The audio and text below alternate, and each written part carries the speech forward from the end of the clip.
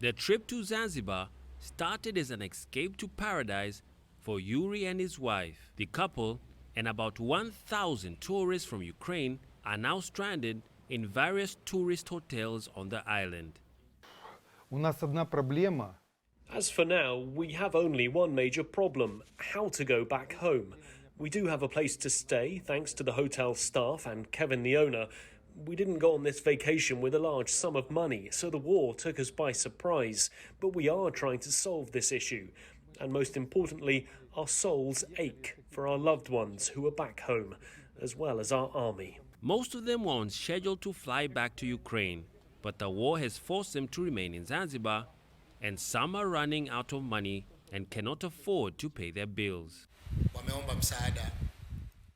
They have asked the government to find a way to help because they cannot afford to stay in the hotels as they are out of funds.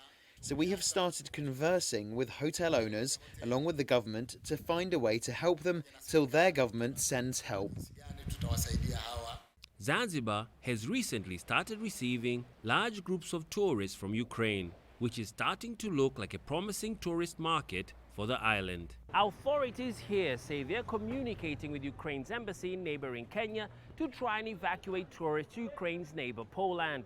The country's tourism ministry says it received more than 2,300 Ukrainian tourists and more than 18,000 Russian tourists in 2020. Kelvin Kasori saw firsthand the sadness and fear of the unknown facing the guests. His Zanzibar-style hotel is now home to about 12 Ukrainians.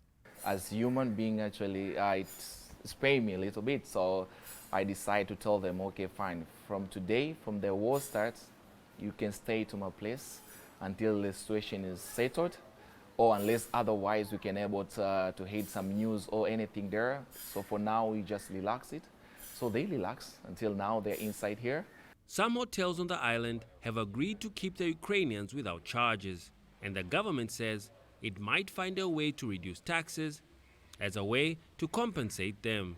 Alexei Bilov is relieved his daughter made it to safety, but says he would like to go back and fight for Ukraine. He calls on all Ukrainians not to give up hope.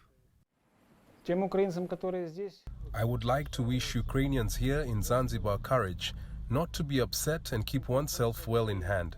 And I wish everyone in Ukraine to believe in our strength and our bright future. We will win anyway. There is no clear plan on what is next for the many Ukrainians stuck in Zanzibar. But the government says it is doing all it can to ensure the tourists get home or to a neighboring European country safely. Zanzibar relies heavily on tourism and attracted about 500,000 visitors a year before the COVID-19 pandemic. Some in the tourism sector worry that Russia's war against Ukraine could have a negative impact on the sector.